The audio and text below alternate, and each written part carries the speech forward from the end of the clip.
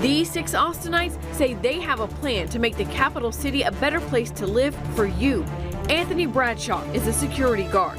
Phil Brual is studying government and history at the University of Texas. If the people who are in office today aren't going to do the right thing, we need to show them that there are people who will.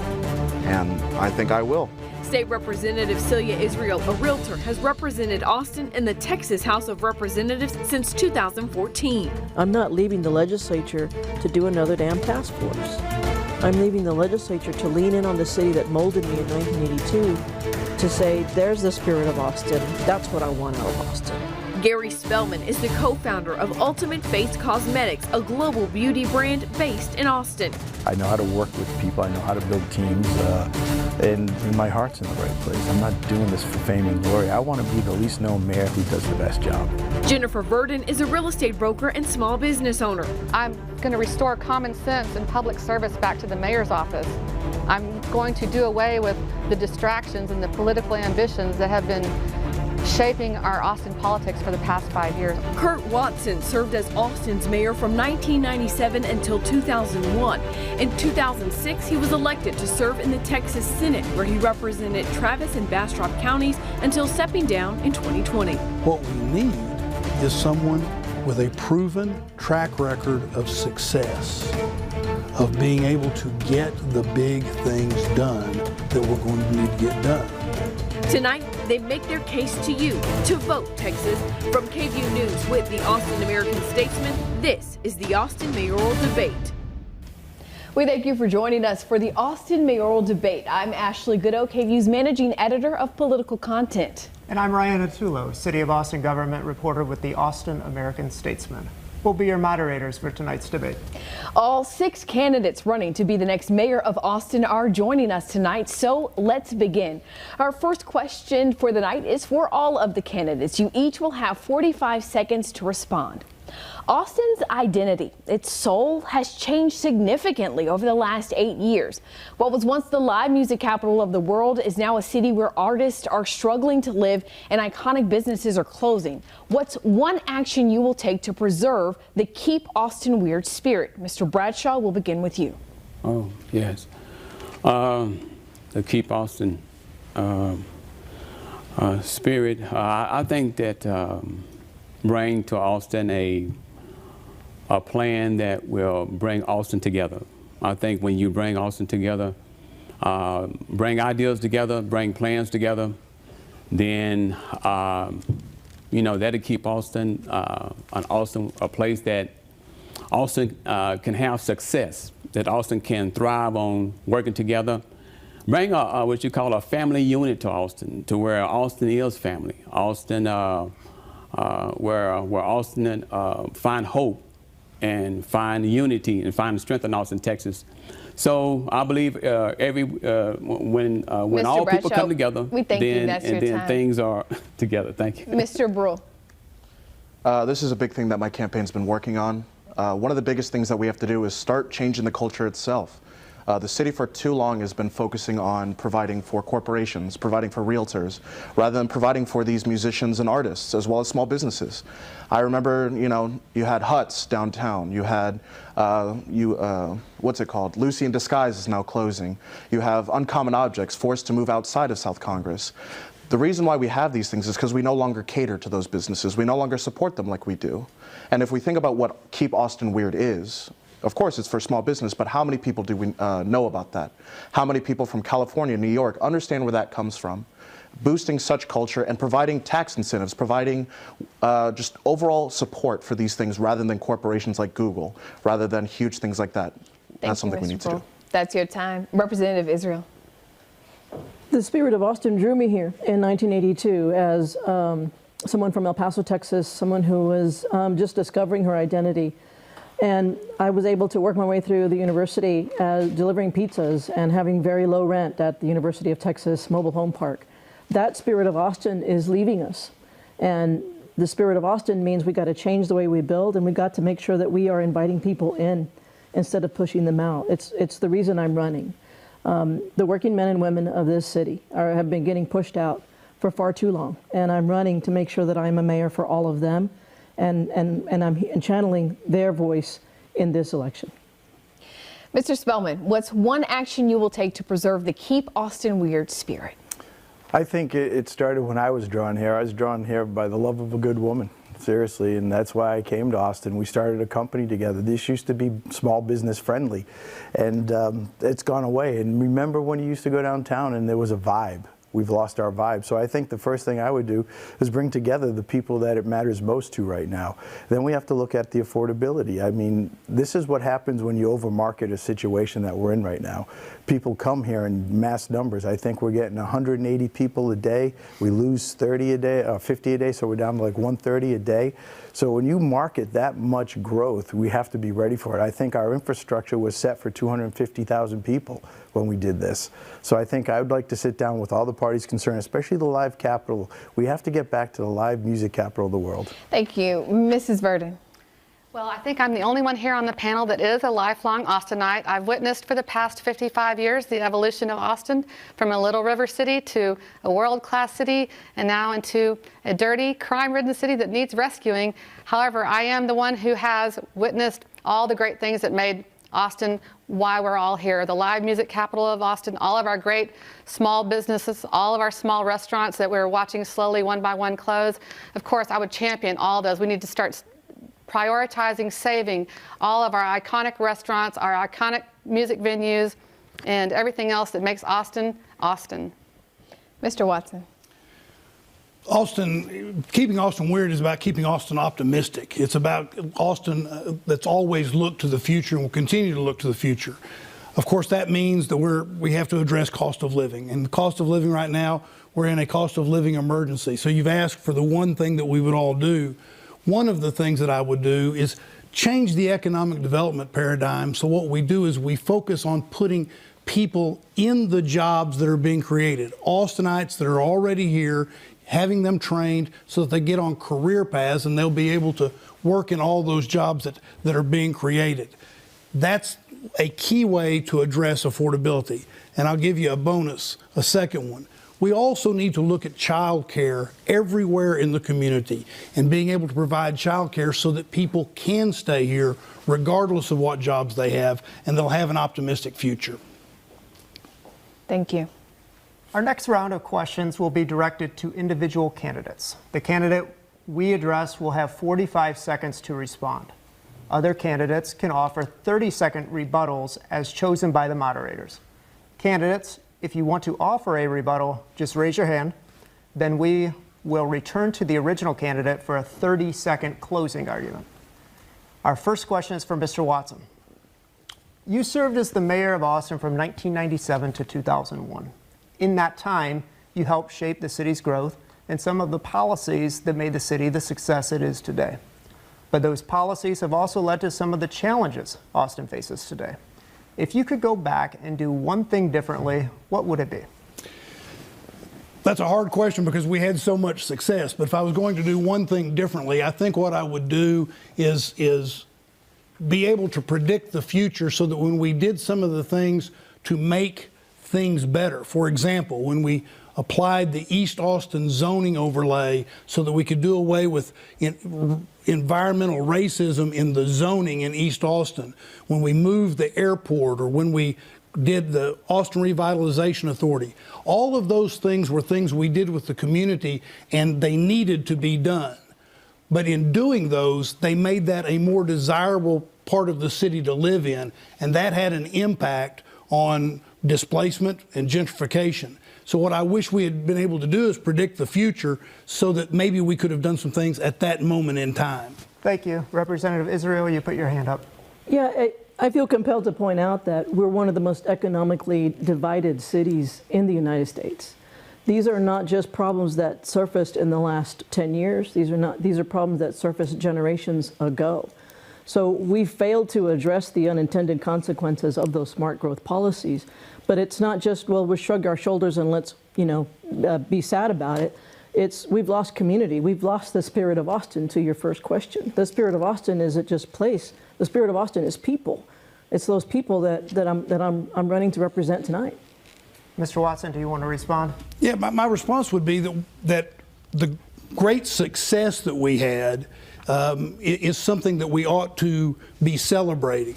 there are things that we ought to learn from the past. For example, Miller is a great development and a national model. But there are some aspects of that we could do differently and make it better and more perfect. But we had great success, and it's one of those things that we want to build on it and not be always saying that there's something negative. The optimism for the future is what we need to have. Thank you. Our next question is for Representative Israel. One of the key pillars of your campaign is protecting reproductive rights and sexual health. However, and you know this, the state of Texas has not only made abortion illegal, it's penalizing those who, quote, aid and abet a woman in obtaining an abortion. And members of the legislature are talking about filing bills to make it even harder for Texas women to get abortions. So what could you as mayor and the city actually do regarding reproductive health? I don't think people understand that as women, we're not just disappointed, we're not just dismayed, we're angry. Our bodily autonomy is gone. So as mayor, I have put out a policy that says I got your back to all of those who need health care and need an abortion. That means making sure that we can make sure that all those nonprofit organizations who were providing these services, they're all pivoting now to the state of New Mexico, which is our closest place where women can get a safe and legal abortion. We need to be connected to them and say, we got your back, we're going to make sure you get there safely and without intimidation and without worrying about that you're on your phone in a public place and you're doing search to say, where can I get a safe abortion? And would you do that at the risk of costing the city potentially thousands of dollars in lawsuits from the state? There's an opportunity for us to stand strong in our values and what we believe. Overwhelmingly, the women and those who are in Austin will expect me as mayor to stand strong in what we believe, and I believe abortion rights is part of that. Mr. Bradshaw. I just want a question to say that you have to say that is abortion really safe? Because the results of abortion that comes from abortion is the feedback that those women who do have abortions can't sleep, go through all difficult changes and things like that. So there is no safe. I never seen a what you call a safe abortion, not one. I never even heard of one. Yeah. Representative Israel, would you like to respond? In the 9 years that I've been in the Texas legislature, I have had enough mansplaining to last me a lifetime. And Mr. Bradshaw doesn't understand what it's like to live in fear, to not even want to get pregnant at this time, and it's a sad commentary on where our society is today. This question is for Mrs. Virden. In the 2020 election, you made 9 donations to the Republican Political Action Committee, Win Red, totaling more than $300 to re-elect former President Donald Trump. The majority of the Austin Council and its previous mayors are or have been Democrats. If elected mayor, how do you expect to get things done with a council whose political views are so different from your own? I think that just comes from being an excellent team builder and consensus builder. I've learned throughout my career of being in general contracting specifically that I deal with a very diverse group of players that come from all walks of life, all the way up from engineers, builders, all the subs, from insulation, electrical, plumbing, etc. Everybody comes from a different place with a different set of morals and boundaries and everything that they believe in, religion. And I think it's just a matter of finding the core focus of what we're trying to do in city government, which is focus on core municipal services and functions and stay focused on those things. That is the core purpose of city government, and that is what I intend to stay focused on and rally all of the council members' constituents and just make sure I sell them on common sense policies. Thank you. Mr. Brual, as you know, Austin is the 11th largest city in the country. The council oversees a $5 billion budget, a workforce of more than 13,000 people, and makes decisions impacting the lives of about 1 million residents. You are a college student with not even half of the lived experiences the other candidates on this stage. What makes you qualified to lead the city? Thank you so much for that question. On a daily basis at UT, I have access to basically unlimited resources. I have an internship down at the Capitol that forces me to look at issues here in our city as well as statewide and see how they interact. And the biggest thing is that I'm a born and raised Austinite. I work 3 part-time jobs, I balance a busy schedule, I get very little sleep, and I deal with the problems that Austinites face. Right now I share a 5-bedroom place with 2 bathrooms. Our doorknob fell off a month ago and we used plenty of duct tape to fix it. It's things like this that allow me to understand what is actually happening in the city rather than sympathizing from a penthouse balcony. It's small things like that that allow me to stand above my fellow competitors and show that I can actually service this community well and effectively. Thank you. Our next question is for Mr. Spellman. Ahead of this debate, I interviewed you about your platform. When asked about affordability as it relates to housing, you said you want to see a fair market, but, quote, if it costs that much to live here, it costs that much to live here. You went on to say, quote, you can't go live in Malibu Beach unless you have a $20 million check, so there's going to be prohibits here that say, hey, I don't have the money to live in Austin, end quote. Now, study after study shows a community is most robust when it includes people on all points of the economic spectrum. So how can Austin be a world-class city if only the wealthy can afford to live here? Well, thank you for that end quote. What I'd like to say is, this is what it costs to live here. This is a byproduct of all the previous administrations. We overmarketed the city. We have more people come here. We have shortage of housing, and that's what it costs to live here. Right now, we have a $3 billion deficit in our state and our city. So where does the money come from to make it affordable? We're going to have to dig deep and find out where we can find this money, how we make it affordable. But if that's what it costs, like the coolest thing is we were at the Urban League and a homeless man was on the council named Denver, and that was the same question, and he answered the question.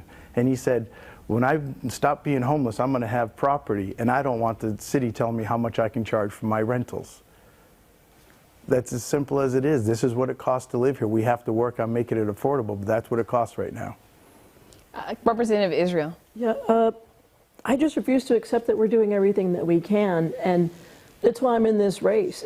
If we don't elect a pro-housing mayor and a pro-housing council who understand the nurse, the teacher, the 911 call operator, we can't just shrug our shoulders and say, well, I guess we're turning into Malibu.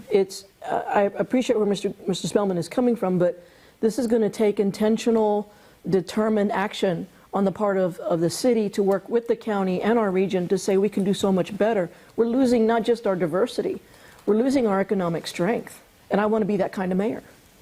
Mr. Spellman, would you like to respond? I agree with her. We have to dig deep. We have to change policy, but right now this is where we're at. And all the yelling and promising from this stage is not going to change it until someone gets in office and does it. Mr. Bradshaw, as the campaign season has ramped up, your presence has drawn down. You have skipped multiple mayoral forums. You canceled an interview with KVUE News just a few hours before it was set to begin. And you were the only candidate who did not fill out the American-Statesman candidate questionnaire. Why are you skipping out on the events that give Austinites a chance to learn more about you, and how can they be sure you will show up for them as mayor? Well, I think that, me, my first time as mayor in Austin, Texas, I have to do a lot of campaigning to get out there and let people know. And now you get a chance to see who I am in Austin. I don't think that the word skipping out is the right phrase. I think I come here to Austin to let people know who I am, that I'm here for Austin, that I'm here for the Austin people. I'm here to serve. I'm here to help. I'm here to make a change in Austin that's going to make a difference. I believe that, that's what it takes, somebody with heart, somebody who cares about our police department, somebody who cares about our communities in Austin, Texas. Thank you. So that's what I'm here for. Mr. Brual, you had your hand raised. Absolutely. I just wanted to agree with Mr. Bradshaw there, because I've also been guilty of missing certain events due to work, due to school, due to sickness. For me and Mr. Bradshaw, this isn't a full-time job. We cannot, go out and campaign 24/7 and still be able to live a normal life. We have to earn our bills because we are normal people of this city. And then when you accuse that of, oh, you're skipping, he has his reasons. He has to work, unlike some other people that may have the time to relax, may have the money, the donated money to survive. Well, a lot of this money might be coming out of my pocket or his pocket rather than being able to relax. Thank you. Mr. Bradshaw, he agreed with you? Anything to respond? I'm completely fine with what he said. No problem with me. Representative Israel.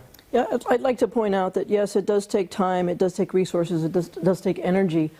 I get that. And the sole reason that I'm able to do this full-time with the energy that I have been able to do, we've had over 36 fundraisers, hundreds of events, is because my wife and I bought 2 houses a long, long time ago. We sold one, we built wealth, and that's what I'm surviving on right now. I'm a realtor, my wife works at HEB, but I'm not doing any business right now. I'm putting my whole heart and soul into this at this moment in time because it's that important to me. Mr. Brual, are you responding to Representative? Yes. That's fantastic, but a lot of us can't afford to buy 2 homes. A lot of us are new to the game. Like I said, I'm a college student. I'm born and raised here in Austin, but I never had that opportunity to have that excess wealth ready to go in my pocket and be able to have the ability to sell it off and be comfortable. A lot of people in Austin don't have that, that sort of advantage or that resource. Just want to go back to that original question because this is turned into a bit different. We're talking about the commitment. The other 5 of you on this stage did show up for those interviews. The other 5 of you on this stage did fill out those questionnaires. Mr. Bradshaw, there just is concern about your commitment to this process. Well, yes, my commitment is to make a difference. My commitment is to people and to change. I believe what I have, I believe what I have to offer is what a police officer talked to me. He said, you know, Mr. Bradshaw, he said he wants somebody with common sense who's there for the people. And, you know, commitment is that it's not the point that I don't show up for you. Commitment is I am committed to the people. When I'm, and so, I mean, that make a difference. It's like more than saying that you are commitment. I mean, that you are committed. The thing is that you are committed to help the people, and you have to be committed to help the people. And I am there, like I told the police force, hey, man, I am there for y'all guys, man, and I will be there. And you know what? I will make a stand. So, you know, one thing about commitment, I will be there, and I will show up and take care as mayor, and I will get things done. No doubt about that. Thank you. Sure. Well, this next question is for all of the candidates, and it's our first lightning round question. So in one word, do you support Austin's $350 million affordable housing bond? Mr. Spellman? Yes. Mr. Bradshaw? Yes. Mr. Brual? 1,000 times yes. Mr. Watson? Yes. Representative Israel? Yes. Mrs. Virden? No. All right. Our next question is for all of the candidates. Each of you will have 45 seconds to respond. And if a candidate would like to offer a rebuttal, remember, just motion to the moderators. What will you do as mayor to increase housing supply while also preserving the culture of existing neighborhoods? We'll start with Mr. Brual. One of the biggest things is changing the development code. It's currently almost 40 years old, and in that same time, Austin's population has tripled. And when we change the development code, it allows for more housing to hit the market sooner. But that's only temporary. One of the biggest things that we also need to do is take advantage of Austin's property wealth, taking empty lots or buildings that have outlived their purpose and turning them into multi-family housing. And when it comes to preserving culture, one of the biggest things we can do is set up limitations. Of course, in certain neighborhoods, you don't want huge neighborhood apartment complexes popping up left and right, but you can have duplexes, you can have triplexes. It's small things that you can adjust that allow to preserve the culture, have pretty neighborhoods, but it still provide more housing to the market quickly. Mr. Bradshaw. Yes. I believe that housing supply, well, I mean, if you look at houses and development, you can see there's a shortage because of the interest rates and things like that are going up. So I think if you look at the housing market, it's going to be very slow because of the interest rates are very high. So I think that, you know, on developing in Austin, Texas, it's going to be a very slow movement. But if you look on, if you look at houses that are being overtook, that are being overran, which I'm trying to make this short as I can, look on East Austin, where East Austin is suffering in the housing development area. East Austin is one of the houses that you see East Austin begin to change more than any area in Austin, Texas. As you begin to see in East Austin, you begin to see where, you know, East Austin is suffering, and you see East Austin changing. I'm not ready to. I can't ready to. Go ahead. Representative Israel. We've got to cut the red tape when it comes to our permitting process. These are not new problems. These are generations old problems. My wife and I are between homes right now. We're renting, and we got that notice from the property management company that said $300 more a month, take it or leave it. This speaks to our lack of housing supply. We put out a policy in June that specifically called out doing public good with public place. We have an opportunity to take an underutilized parking lot. AISD is going through this process right now with looking at what is no longer a school and building community. We have an opportunity to take those empty spaces. We have 6,000 tracts of land that the city of Austin has owned. One of the reasons I'm in this race is because it takes so long. We have studied it and analyzed for ages. Thank you for your time. Thank you. Excuse me, that is your time, rather. Mr. Spellman, I will read the question again. What will you do as mayor to increase housing supply while also preserving the culture of our existing neighborhoods? I think it goes to districts. There's 10 district council people. They're going to want different uses of the land. I think when you look at the unique opportunity and when you speak of culture, each one of these districts has its own unique culture. How you support the culture is be one of them. Understand their needs. You have to revamp how we use the land use bills, like everyone's agreeing on. It's a very old. I think it's 38 years old. I mean, how can you exist in this 11th largest city if you haven't redeveloped or replanned anything you're doing? How can you exist in this city when you have the same thing happening over and over again? And here we sit at another mayoral debate talking about the same things we talked about 10 years ago. So I think fresh ideas, you have to be more proactive, and you have to work closer with each council person. And we have to make better use of the land that we already own as Austin. Mrs. Virden.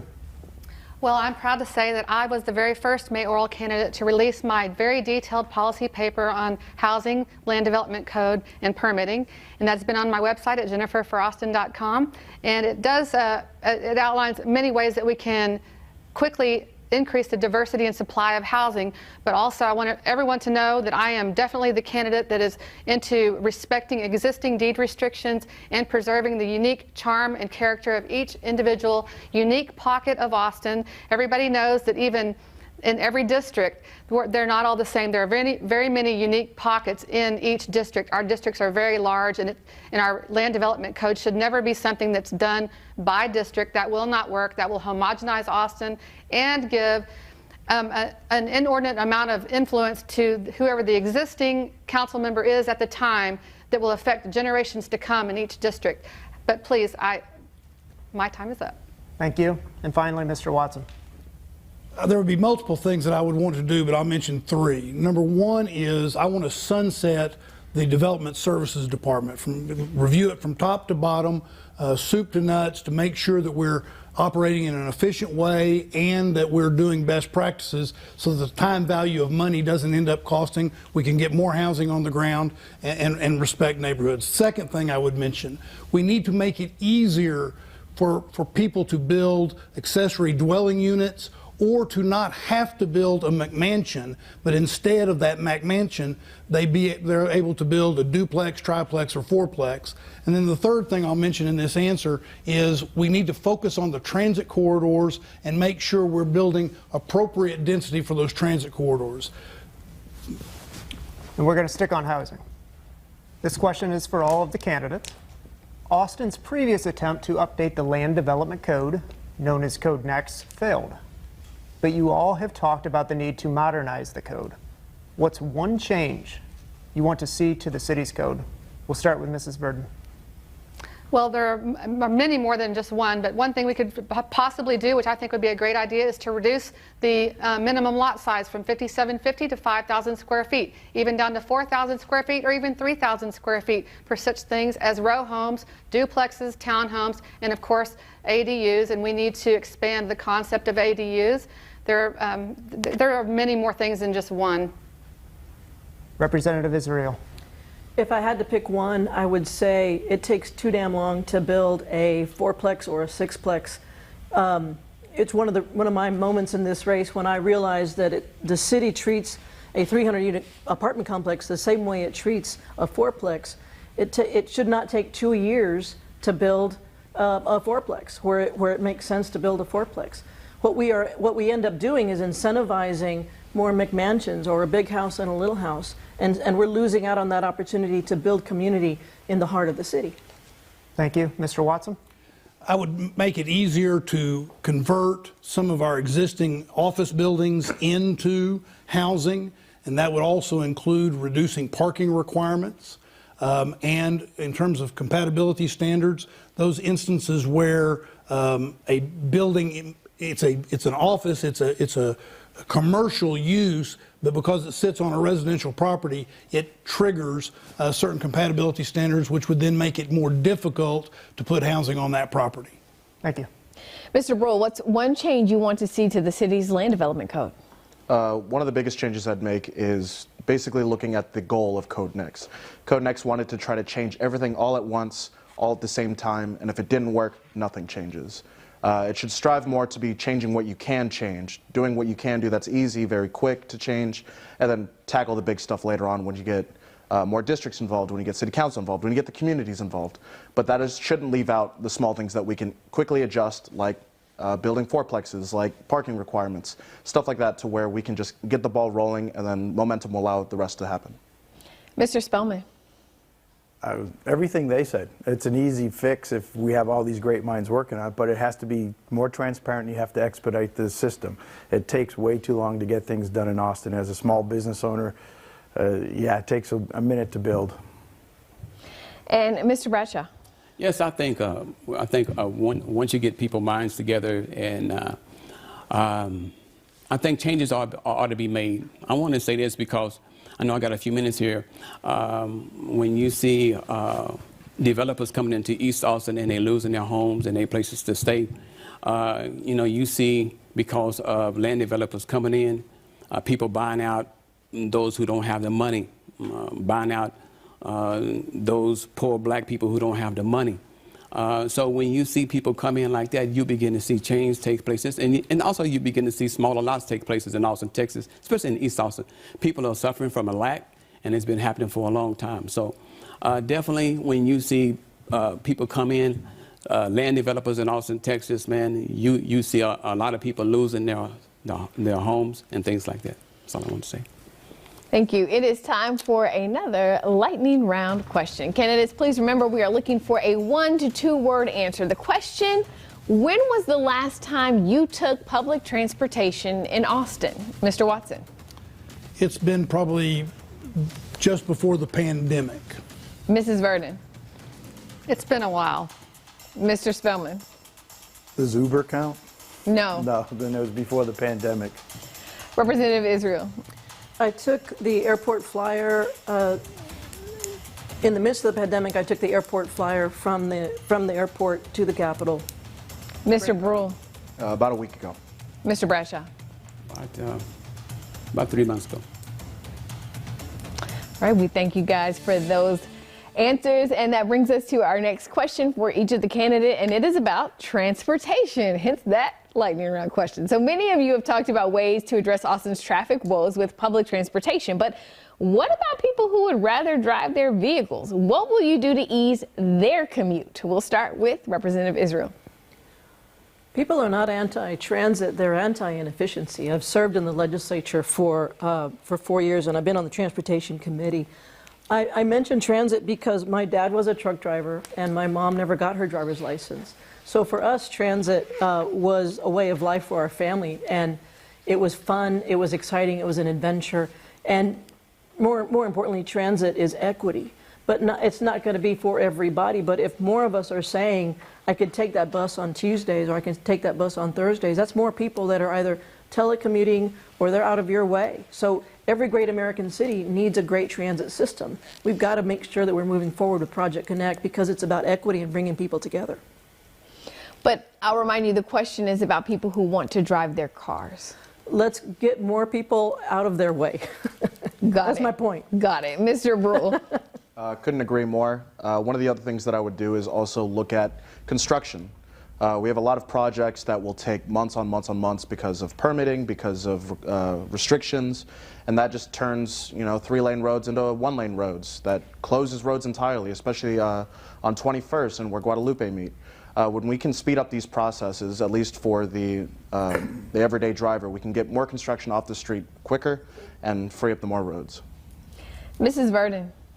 So this is where I shine. I think first and foremost we need to prioritize actually relieving traffic congestion whenever considering any transportation project. We need to work with TxDOT to maximize state investment in Austin state-owned roads.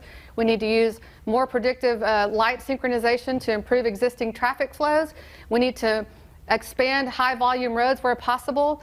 We need to stop counterproductively removing traffic lanes from existing right-of-way and just use common sense. Mr. Spellman, I'll repeat the question. How will you ease commutes for Austinites who want to drive? I think when you look at it, 81% of the people in Austin drive. So that's a big number of people. I think we have to rethink how we do things, and that is we want to move people, not cars. So if you want to get 81% of these people happy with what you're doing, I think we have to optimize our toll roads. I think we have to reroute traffic, and everything that we're talking about right now is going to be more digging, more slowing down of traffic. If you think this is a hot topic now, when you start digging and you start making 360 improvements. So in order for them to go, we have to move up people on other forms of transportation, like public transportation, to free up the highway. Mr. Watson? Yeah, sure. One of the first things we need to do is we need to, while trying to get the best results for the road, we need to make sure that I-35 functions better as a roadway for passenger traffic. The other thing we need to do is we had, several years ago, there was $750 million worth of bonds passed for transportation. We need to make sure that that's being put to use in an accountable and transparent way. And we need to have accountability on that money so that we make a difference in people's lives.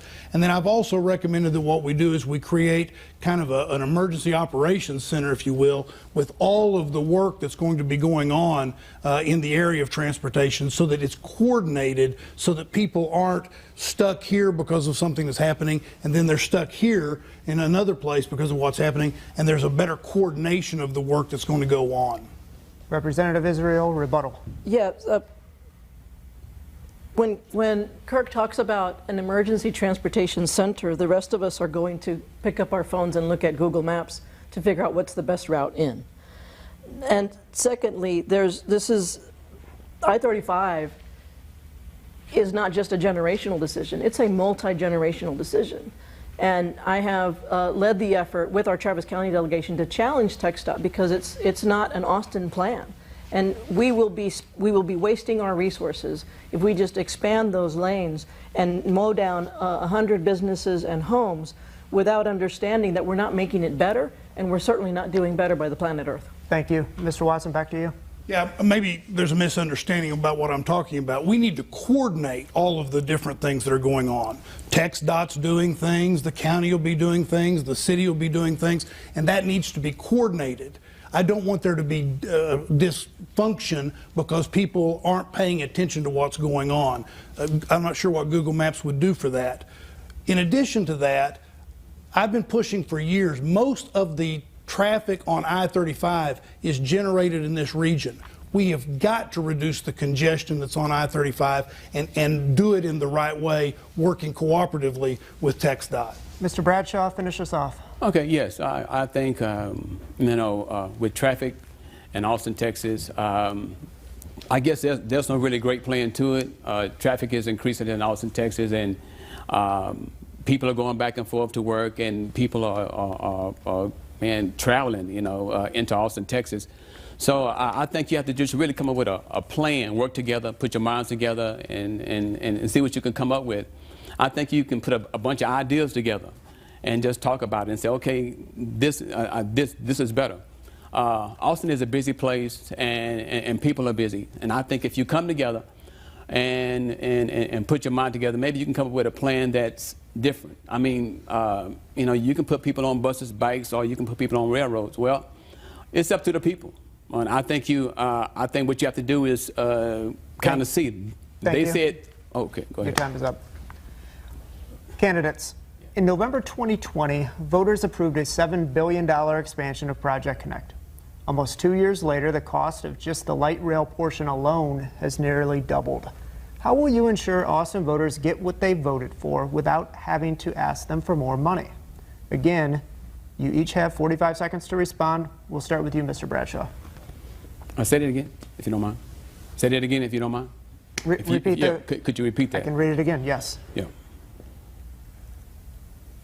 In November 2020, Austin voters approved Project Connect, $7 billion transit system. And the cost of that, the light rail portion alone, has nearly doubled at this point. How can you ensure that Austin voters are going to get what they were promised without having to go back to them for more money?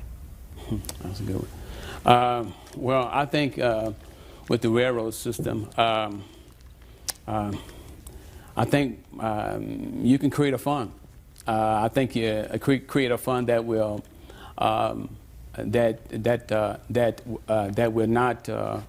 that will not affect the taxpayers. Because if you create a fund, then it'll take the burden off the taxpayers. And I believe, man, taxpayers they are burdened with a lot. So I think working together with the city council and things like that, just come up with a plan to find ways to get the burden off the taxpayer.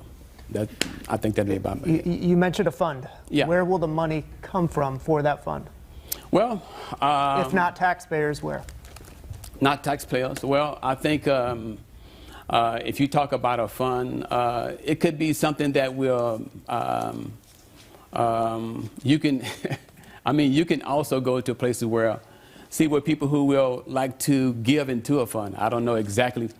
What I think if you get together and talk about that plan, I believe you can come with a very effective plan.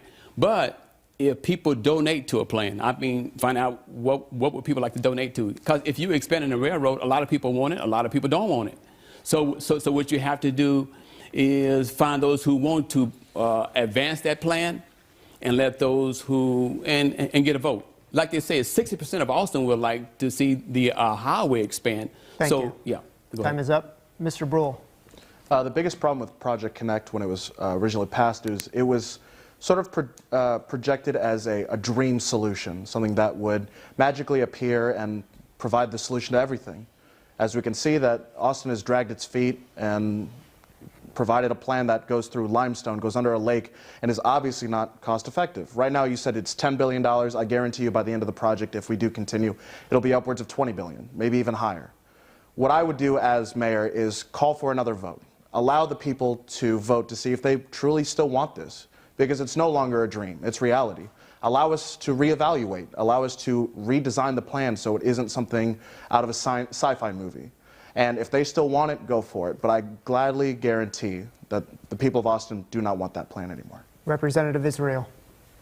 When we heard from the voters, they spoke loudly and clearly in support of Project Connect, and I was very excited to see that as somebody who has served as the president of the Alliance for Public Transportation over the years, who has served on the Transportation Committee at the legislature and challenged our state to be more cooperative with our cities.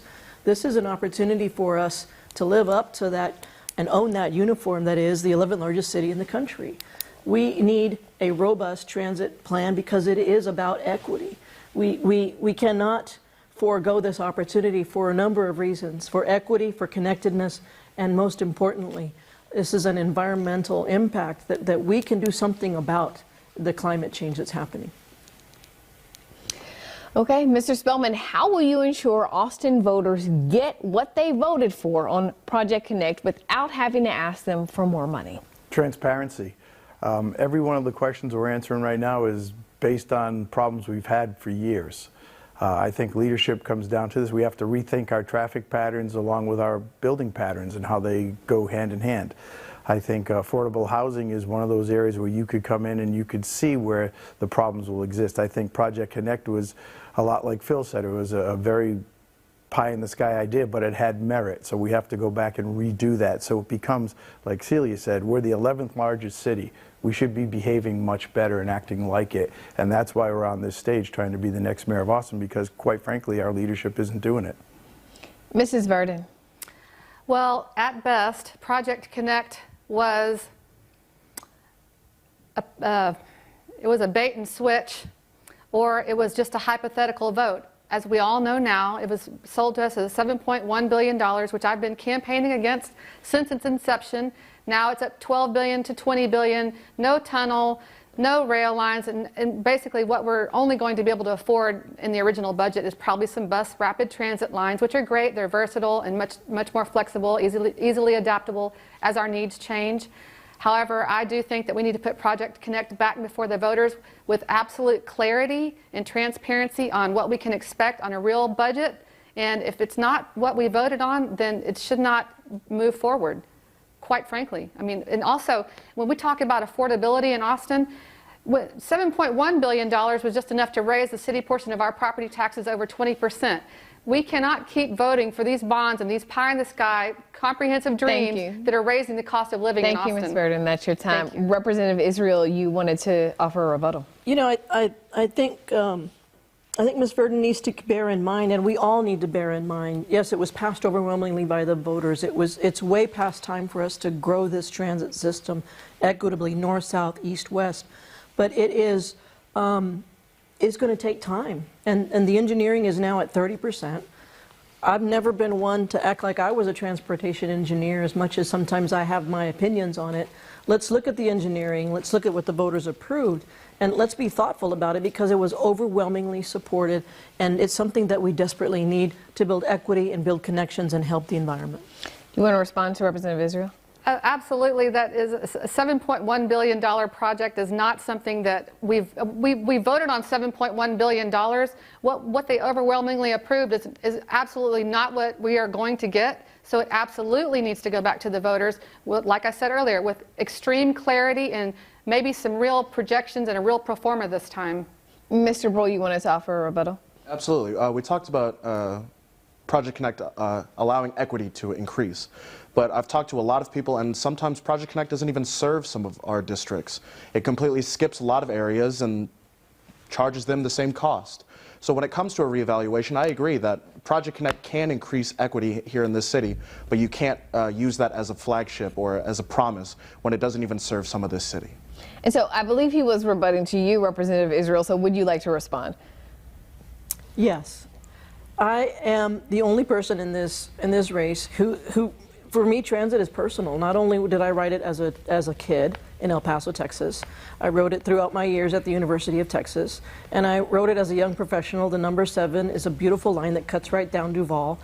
As mayor, I will make sure that we are being transparent and that we are fulfilling that promise and being connected to our transit authority and a true partnership with the city. My lived experience is different.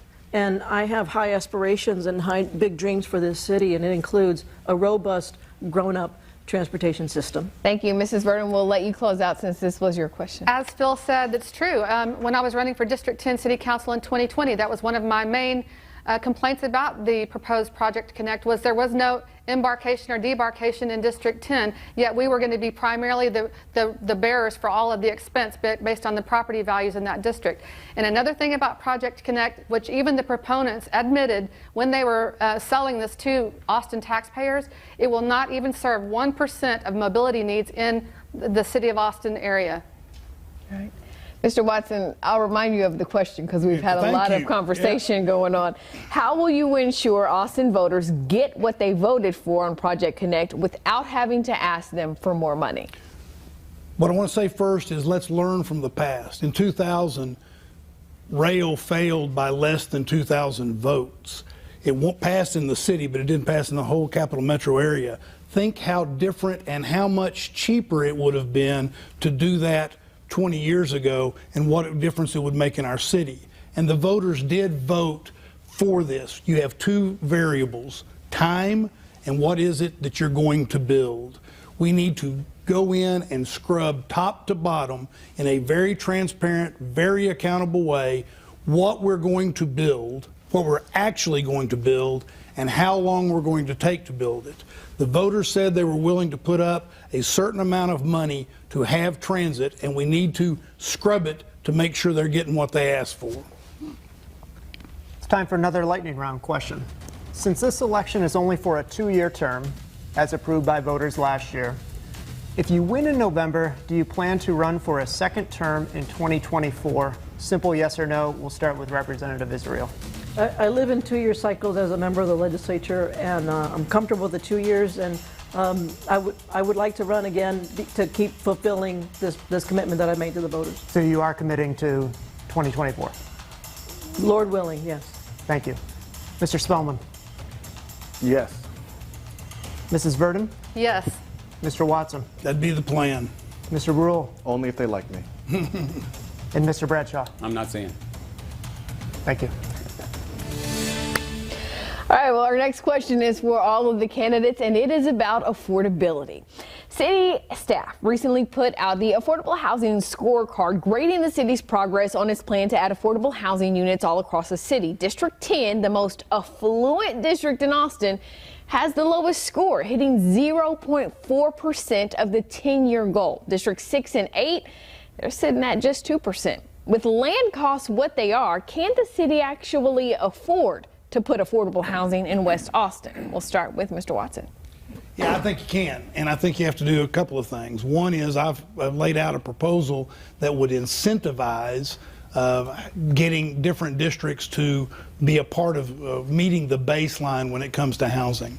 I've also said that we need to be passing things like what we talked about earlier, which would allow for more duplexes, quadruplexes, triplexes, and ADUs, and that would be a citywide thing that would be required to be allowed in every district.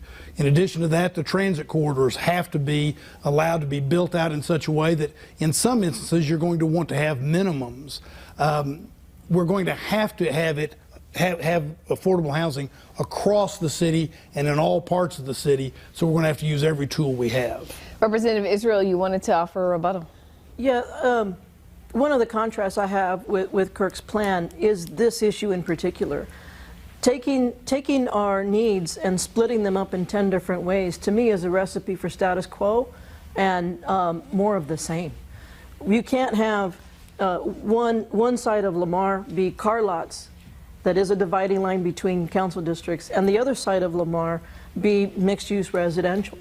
That's not smart, and it's not helpful to our transit system if Project Connect, when it finally goes down Lamar. So I just beg to differ that it exacerbates the inequities that exist in this city. Senator Watson. Sure. We have been stagnant now for about a decade on being able to get the kinds of changes we need. We're not going to be able to do it the same old way. And what we're going to need to do is we're going to need to be creative. We're going to need to think outside of what has been pushed on us here for the last 8 years, which is an all or nothing approach. And that's what my proposals do. They create incentives and a different way to look at things. There's not going to be a situation where a road like Lamar has different zoning on either side. That's the kind of planning the council can do together, even as you incentivize and encourage districts to do certain types of activity. Mr. Bradshaw, I'll remind you of the question, land costs being what they are, can the city afford to put affordable housing in West Austin? I would say no. When you look at what Kirk is talking about, when you talk about other districts supporting other districts and things like that. I mean, when you look at the cost of interest rates and things like that that's going on, I think you put more pressure on those taxpayers. And when you see property going up over the last 2 years, property taxes have jumped twice. So when you look at what's going on, you look at all these different things. It just sounds like you just pushing things around. So it's best to look at what people can afford and property owned, things like that, and see what is the next best move. So I would say no. Let's just work with what we got and see what kind of plan we can come up with. Thank you. Mr. Spellman. I'd have to say no. I was just in the middle of a not in the middle, but I was part of it, and eminent domain gets brought up. If you can't afford the property now, that means you have to execute something called eminent domain, where you pay less than what the seller wants to give you. I think there's better ways to do it. I think we have to be more intelligent. I think you have to take the people who live there and your thoughts. I mean, what are we going to do? That's a lot of money that you're going to want us to raise taxes to build. And I think when you look at that district, it always comes down to us versus them. And we got to stop dividing the city. This is where we live right now, and I think you know, you can't do it. That's just, the real estate's expensive there. Representative Israel, with land costs what they are, can the city afford to put affordable housing in West Austin? Absolutely. It's why I'm running. We cannot afford to not take action. When we are content with taking when we are content with pushing the teacher and the bus driver and the 911 call operator out to Bastrop, we are not only losing our diversity, we're losing our economic muscle. How much longer can we expect teachers to come in from Bastrop to teach our kids the next morning, to come in from Elgin and come in and dress our wounds at the intersection of 34th and Lamar at Seton? We owe it to them. We owe it to our city. Do we or do we not want to be a great American city? And that means including everybody. And it doesn't cost us anything. It means we got to drill down, we got to cut the red tape, and we've got to act urgently and stop doing sunset reviews and studies and analysis, and let's start doing things. Mrs. Virden. So first of all, nothing is impossible. And I will say, when he says incentivize, I hear the word subsidy.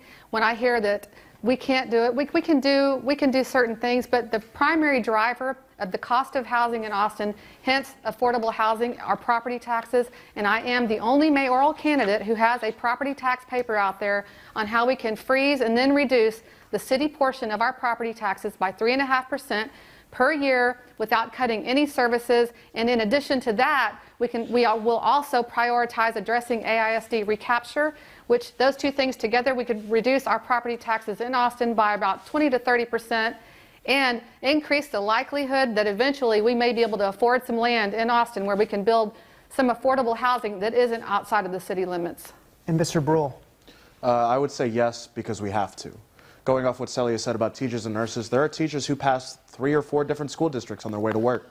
How much longer until they realize that these same districts will pay more or even better before they just give up on Austin? Austin is now the 7th least affordable metropolitan area in the country, despite being the 11th largest, despite these wonderful programs we're trying to set up for these people. I grew up in Southwest Austin, and my experience of this city is very much different from someone who grows up in East Austin. When it comes to buying property and using property in West Austin, it allows people with lower incomes who need the affordability to have better upbringings, to allow their children to have better lives and experience what I was able to experience as a child and build a better life. Mr. Bradshaw, your hands in the air. Yes, I just want to say this. When you talk about affordability, I'm talking about East Austin. I was in East Austin for lived in Austin for 35 years. And you know, when you see people who are trying to afford, you see struggling schools, black schools, Hispanic schools in East Austin who are struggling affordability. I mean, they cannot afford it. People in East Austin are struggling to make it, and you see them being pushed out of East Austin because of affordability. So that money needs to go. Since Kirk Waston was in office in 1997, 2001, nothing ever happened for East Austin. So now we see East Austin struggling right now because of a lack of education, a lack of opportunity in East Austin, Texas. So we see things struggling in East Austin. Thank you. Mr. Watson, he said your name. Sure. He may not know the success that we had. For example, and I mentioned it a minute ago, working with the neighborhoods, one of the things that we did was we put an end to zoning that was a racist vestige of the past, where you had industrial zoning in the middle of neighborhoods. You had literally houses located on land that was zoned industrial. We worked with the neighborhoods, we rolled that back. In addition to that, we worked with the Austin Revitalization Authority to make changes in East 11th and 12th Street. We closed an airport that was in East Austin. So, and there's more we could talk about, but there was plenty done. Mr. Bradshaw, you want to finish this off? I was talking about East Austin back well, the question was about West Austin. Well, I'm talking about East Austin because East Austin is the one that was struggling struggling for opportunity, a lack of they were struggling for a lack of finances and opportunity and jobs. Some of our black kids are, they said black kids were 5 times spending more than white Caucasians in East Austin, and so that's back, and that they are faced with difficult challenges. So that's what I was talking about, and that's what I was speaking about, and our blacks and Hispanics and our poor whites.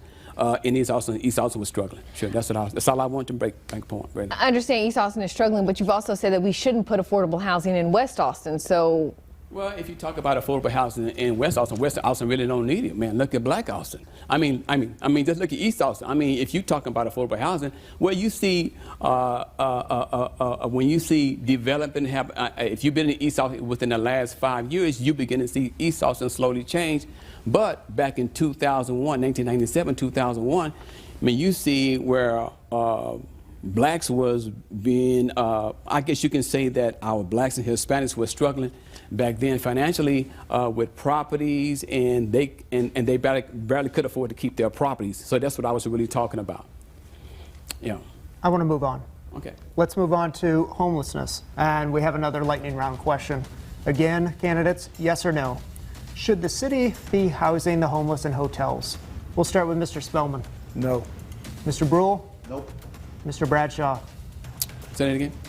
Should the city be housing the homeless in hotels?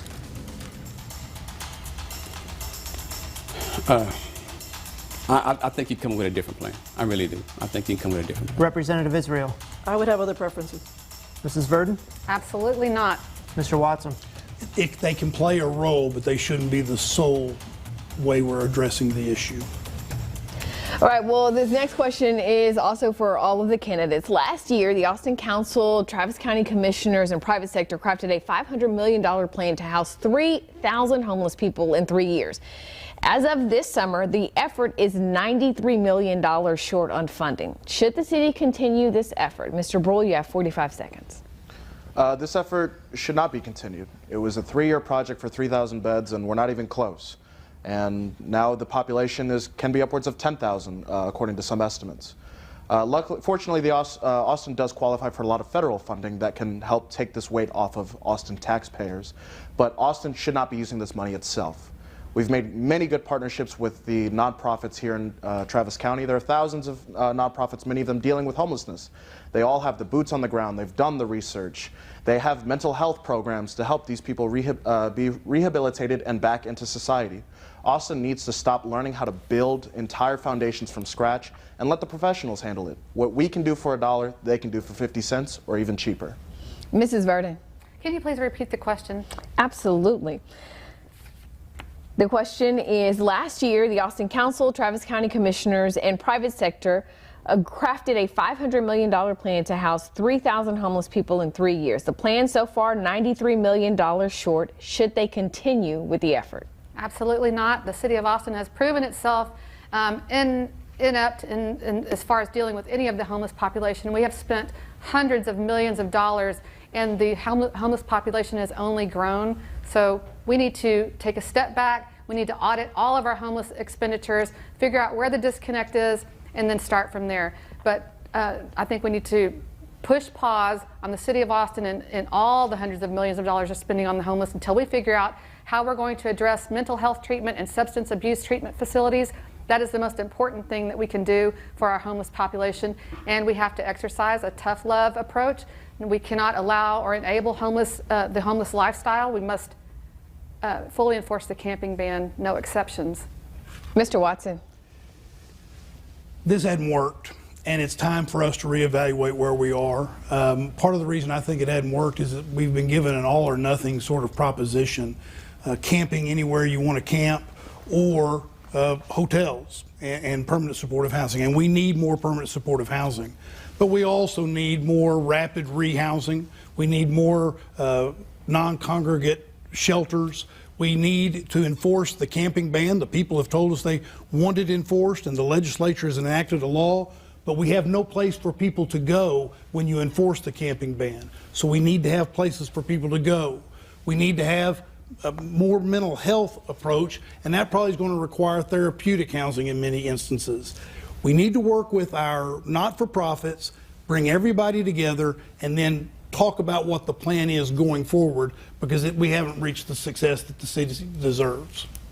Mrs. Virden?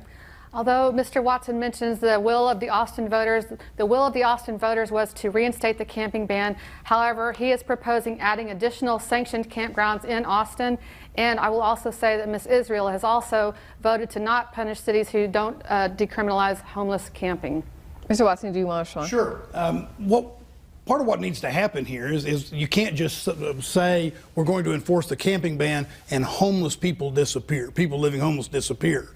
One of the things that we need to do in order to help end many of those people living homeless is we need to get them access to services.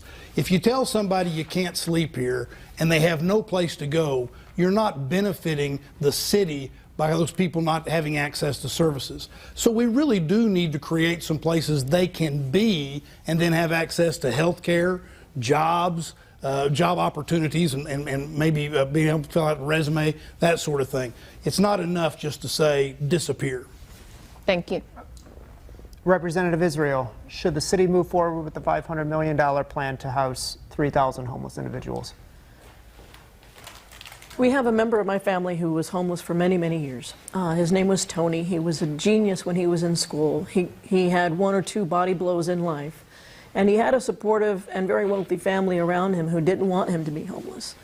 Were it not for foundation communities, he would not have ended up in a dignified place. We have some amazing nonprofits like the Sunrise Navigation Center at the intersection of Ben White and Menchaca. It's a faith-based organization that doesn't get a nickel from the city or the county, and they have housed over 700 individuals into a place of dignity. So I agree, we do need to reevaluate the problem, but we can't just stop everything.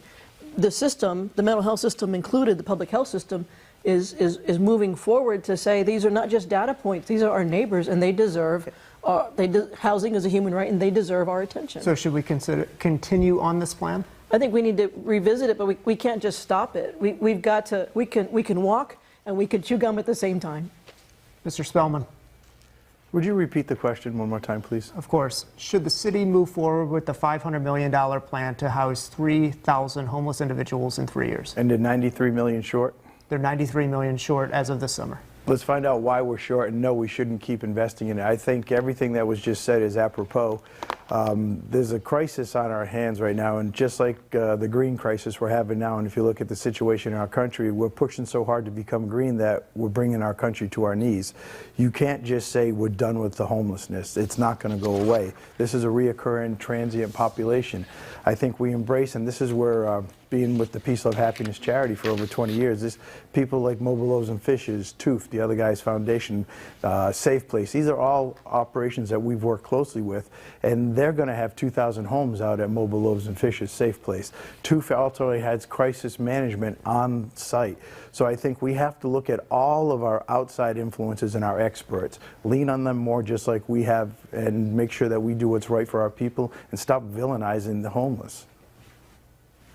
Mrs. Virden. So key word that Gary said was transient, and as we know, when we lifted the camping ban, that created Austin to be a magnet for the homeless. Our homeless population immediately exploded. Some say we're at 5,000, some say we're at 10,000. We're probably at 12 to 15,000 homeless people now. As Gary said, it's a transient population. As soon as we make it inconvenient and uncomfortable and we don't enable that lifestyle anymore, more people will be willing to come off the streets and accept the help that the mental health treatment and the substance abuse treatment that we require. But we have to require that. We cannot let people live unfettered in homeless camps or anywhere else in Austin, including sanctioned campgrounds that don't require treatment and mental health treatment and substance abuse. Representative Israel, she said something you wanted to respond to. Yeah, I went to the warming shelter this spring that the Urban League was sponsoring to put myself into that space. There were individuals who they have bad family relationships. They don't have the support network. By the grace of God, go any single one of us, and we should never forget that. But to say that we are being a magnet is not backed up by any data. It's an assumption. Again, this is a crisis. We have got to work together as a community to address it. But using tactics like phrases to say this is a magnet does not help the situation. Mr. Spellman, do you want to finish this off? Yeah, I think we're heading in the right direction by not going forward with this plan. I think it's got to be back to the communities to embrace one another and help each other, and I think what we have with our nonprofits is the best way. And Mr. Bradshaw, you're the last to answer this question. Okay, yeah, Grace. Yes, I was out on the street campaigning, and I talked to a guy, some guys. Well, a guy came up to me with a great idea. He said, "Hey, man, why don't you get the pastors together?" I believe we got some great pastors in Austin, Texas, who would love to help the homeless, work with them, talk with them, because homeless are people who are hurting. They are people, and they are hurting. So I think what you can do, don't just throw away the plan, but keep the plan in mind. Because I believe there are different ways to help the homeless. They need counseling, and a lot of churches in Austin can give counseling to help the homeless and to change things for them and make a difference for them. Also, they can kind of benefit them by giving them places to stay. Some churches can, some churches can't. So, thank you. Let's move on to policing and public safety. The relationship between the Austin City Council, the community, and the Austin Police Department is fractured. On one hand, there are calls to reimagine policing, and on the other, response times are slower and the crime rate for certain offenses is increasing. How will you balance the safety needs of the city with improving the culture at APD and holding officers accountable for misconduct? We'll start with Mrs. Virden. Well, first, as you know, public safety is one of the top two issues in my campaign. Of course, it dovetails with the homeless population, but regarding public safety and the relationship between City Council and the Austin Police Department, yes, they have a terrible relationship. We must immediately restore. The mayor and council are responsible for establishing a good morale with the Austin Police Department. If we don't have a good morale at the Austin Police Department, it's going to make it even more difficult for us to recruit quality candidates from around the nation, and we are competing with police departments all over the United States for those limited quality candidates. We have to restore that relationship.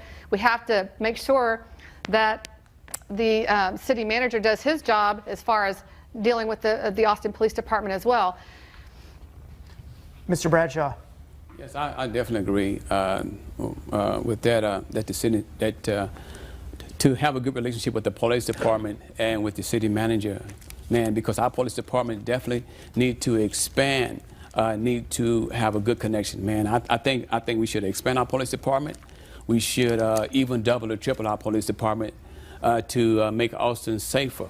Man, we need that good relationship, even with the black community, because I believe the black and Hispanic community definitely need that good relationship as well. So definitely, I would say expand and grow the police department. And establish a good communication with the community. Mr. Watson. Everybody in Austin has a right to be safe, and they have a right to feel safe. And that's regardless of whether it's 2 o'clock in the morning and you think somebody's breaking your house, or you're a person of color and your car has been stopped and you're being approached. No one should fear the police. We can have Austin values and a just system of policing by doing the right thing when it comes to recruitment, training, supervision, and then having a transparent accountability system. And that is not a binary choice with having a fully staffed police department. We need to have a fully staffed police department, and right now we're in a hole. So it's going to require some very intentional action in order for us to get out of that hole. It's going to require us, for example, to probably get a contract in place as fast as we can. Thanks. Representative Israel, how will you balance the safety needs of the city with improving the culture at APD and holding officers accountable for misconduct? This is personal to me. As a child growing up in El Paso, Texas, my dad was a mean drunk, and I had to call the sheriff's department on my dad several times to say, someone's hurting mom, my dad's hurting mom. And I say this because I want people to know I understand completely. When you're in pain, when you're in crisis, when you call 911, you want somebody to be there for you, regardless of zip code, regardless of your life station. The way that we get through this situation is by holding these police officers to a high standard. I happen to go on the Integral Care website because these police officers are also acting like social workers. I've done a ride along with them. They are dealing with situations that we have never seen before. There was over 50 openings at Integral Care for mental health. They need that support, and our community needs that trust. Thank you, Mrs. Representative Israel. That is your time. Mr. Brual. So Texas actually recommends that each city has 2 on-call officers per 1,000 people. We as a city have not hit that for about a decade now. We've also looked at what it costs, what Austin can survive with, and they can survive with 25 to 50 officers vacancies. Right now, Austin is somewhere around 180 vacancies, so we can see that we're very much behind. So what Austin needs to do is put in a reinvestment into the APD. But when we talk about reinvestment, we're not talking about more guns, more bullets, more handcuffs. We're talking about better training, like Kirk Waston just mentioned. We're talking about a police oversight office that does amazing work to work with the community. And one of the biggest things that we can do is community service for the officers. When we have more officers on the street, these officers are allowed to go interact with these communities, allowed to build relationships. So rather than looking like the bad guy on the street, they can look like the friendly neighborhood officer. Thank you. Mr. Spellman. First and foremost, I want to take this opportunity to apologize to every single Austin police officer for the mayor falling asleep at a funeral. That's the problem we have right now. If you look at why we're in this situation, is because our city council and our mayor do not like their police, and that's made obvious to everyone. And we talk about reimagining the police department. We can reimagine the police department so using reimagine crime. Look at the stats, 87 murders, 491 rapes. The crime is just going up and up. And so, like everyone made great points, we have to have a fully staffed police department. We have to hold anyone who messes up, whether it's a politician, a teacher, a doctor, or a police person, has to be held accountable. This is what I mean about running on critical thinking and accountability. And then we have to look at, why is this situation? There's a lack of respect for the badge right now in our country, and it's even worse here in Austin, Texas. Mr. Bradshaw. Yes, I just want to say, I know Kirk Waston said he'll look at the budgets and see can we afford to staff our police officers full time. I mean, whatever it takes for safety, I think for Austin. Man, I mean, we have to go into the budget or whatever to fully staff our police officers. Man, we need to do it. Man, we need protection for our neighborhoods and for our community in Austin, Texas. Man, look here, we need our police department. No one gonna be perfect in our police department. We know that. But look here, man, we got police officers that are overworked, tired, and man, they need help. So any way we can get them on, we need our police officers fully staffed to protect our community, our school children, our kids at school. Man, our hardworking men and women of Austin, Texas, they need the support of the police officer, and whatever it takes to support them, we need to get behind that. Thank you. Would you like to respond? Only in saying I'm not sure exactly what he was referring to, but I do believe, and I've said very clearly, we need to be fully staffed. Public safety needs to be a priority in this city. I'm pleased, for example, to have been endorsed by EMS and firefighters because of my belief in public safety, and they know how I'll address that. We do need to get full staffing, and that's going to require us digging out of a hole. We're going to have to retain the officers that we currently have. We can't afford to lose any officers, but it's not a binary choice. We can have Austin values in the police department. At the same time, we're fully staffed and meeting the needs of the community. We have another lightning round question, and we're going to go to the viewers for this one. This comes from a viewer named David. In one word, who is your biggest campaign donor? Mr. Brual. Deaf community. Mr. Bradshaw. No donor.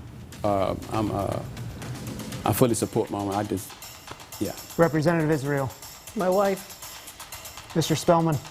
We donated $380,000. Mrs. Virden. I don't know if you're referring to the personal loan that I made to my campaign, but if it's not that, then it's my husband. And Mr. Watson.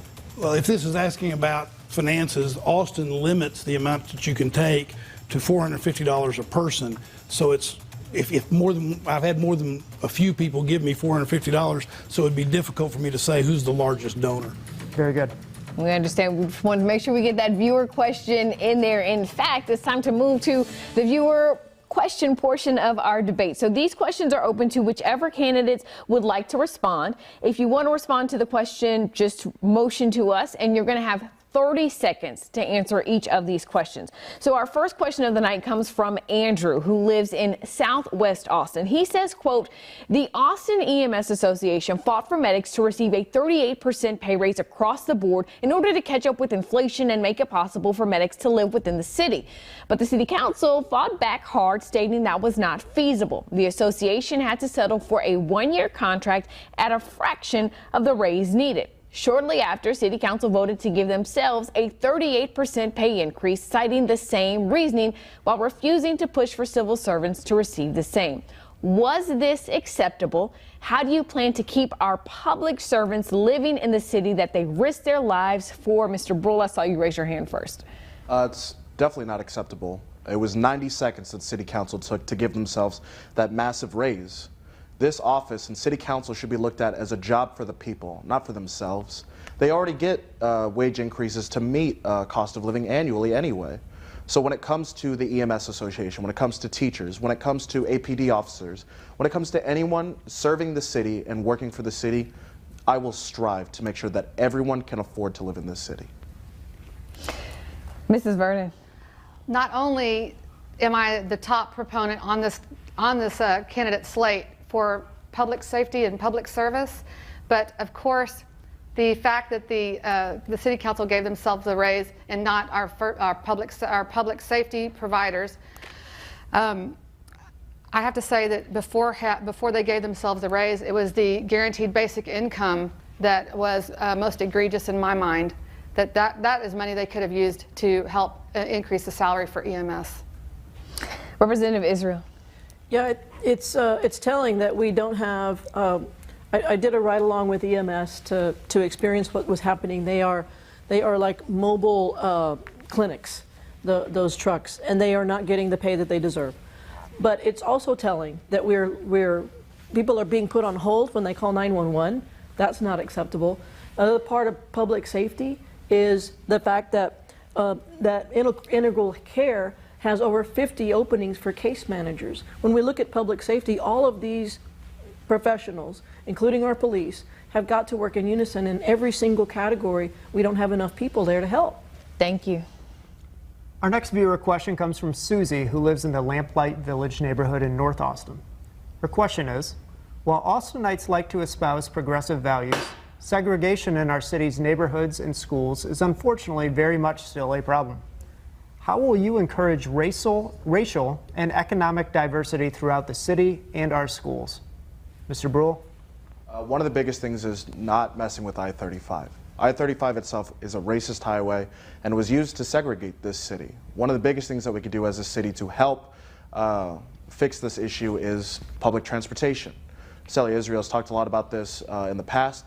And basically, when you provide public transportation to these communities, you allow them to have access to other parts of the city, allow them access to work, allow them to have access to not having a car in general. So when it comes to Project Connect, when it comes to Cap Metro, both of these programs need to look at the communities who are suffering most and see how they can service them better before others. Senator Watson.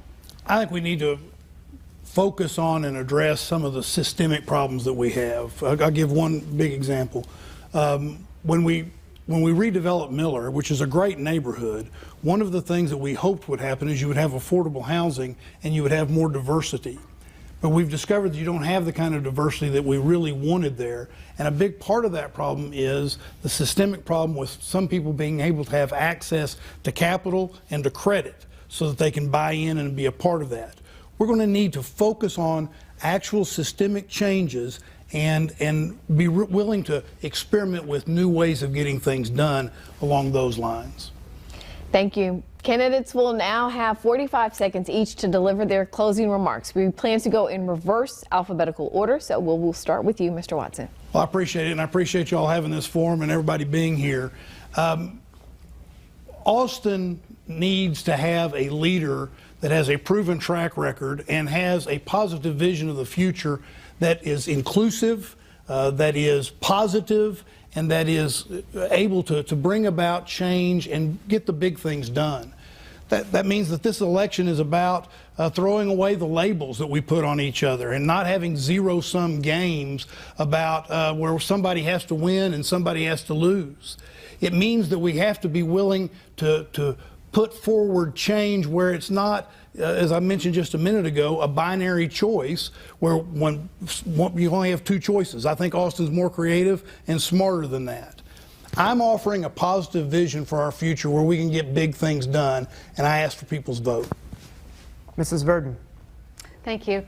If you're happy with the direction that Austin has been going for the past 5 years, then you have plenty of choices here. If you're not happy with the direction that Austin has been going for the past 5 years and want to do things differently and better, then please vote for me. Under my leadership, we will focus on the true core purpose of city government, which is to provide a safe, clean, and affordable city for all of its residents. This is the most pivotal election in Austin's history. Austin is too important. We cannot afford to take another chance on a Steve Adler, a Kirk Waston, or a Celia Israel. I'm Jennifer Virden, a lifelong Austinite and a successful businesswoman, and I will restore common sense and public service back to the mayor's office. Mr. Spellman. Well, I'm glad she didn't mention me on that. I'm here because we need change. It's been 38 years this city's been run the same way. And if you can see there's a move coming and you just look at people like Tulsi Gabbard, people live in the middle. And right now the Gallup poll says 40% of this country is an independent voter. We've got to do away with labels, like Kirk said. You cannot continue to think you can run this city by always wanting your side to win, by dividing us, by making red versus blue, black versus white, gay versus straight. That's not the way you build community. And right now that's what we're looking at, homeless people with homes. It's silly. We're fighting against each other and not getting anything done. Compromise and working together. That's what purple is. Representative Israel. This race is not about nostalgia. This race is about who can afford to live here and who gets to decide. I have the experience in the legislature and on several boards and commissions at the local level, and I have the lived experience and the heart to say that this city should be welcoming people in instead of pushing them out. We do so at our own peril. We do so at the risk of losing the spirit of Austin that brought me here in 1982. I refuse to accept that we're doing everything that we can. I have the experience and the tenacity, and as your mayor, I will bring that spirit and tenacity and the team to say Austin can do so much more. Mr. Brual. I asked the people of Austin to ask themselves some questions. Why did you move here? Why did you stay here? If you built a family here, why? Are those values still here? Are these the values you want for your kids? If you had neighbors or friends who left the city, why did they leave? Do you think it was fair? It's small things like this that we need to ask ourselves. If you're okay with everything so far, like Virden said, there are people on this stage who have done that, who are willing to do it and continue to do it. I strive to be the new face of politics because I'm fed up. The only reason I stand on this stage is because it can no longer happen anymore. And for that I say thank you to the people of Austin. And finally, Mr. Bradshaw. Yes, I want to say I pledge allegiance to the flag of the United States of America, to the republic, the people, for which it stands one nation under God. I want to say, if you want somebody who's going to be in your corner, somebody who's going to fight for you and stand for those things that are right for your community, man, I wouldn't choose Kirk Waston. He's been there before. He's done it. I wouldn't vote for Cecilia. She's been there and done it. Man, you want somebody with a new vision for Austin, Texas that would make change, that would stand for you, that want to see you safe, want to see your community safe, want to see your people safe, want to see you be able to go out at nighttime. You want a strong police department that's going to be there for you. I'm for that. I'm for Austin. I'm for a strong police department. I'm for strong men, women here in Austin, Texas. I want to see success, prosperity, and good things happen for Austin, Texas, for the busing system, for the transit system. I want to see strong Austin, Texas. I want to see Austin, Texas that is successful. Mr. Bradshaw, we thank you. That is your time. Candidates, thank you for joining us tonight.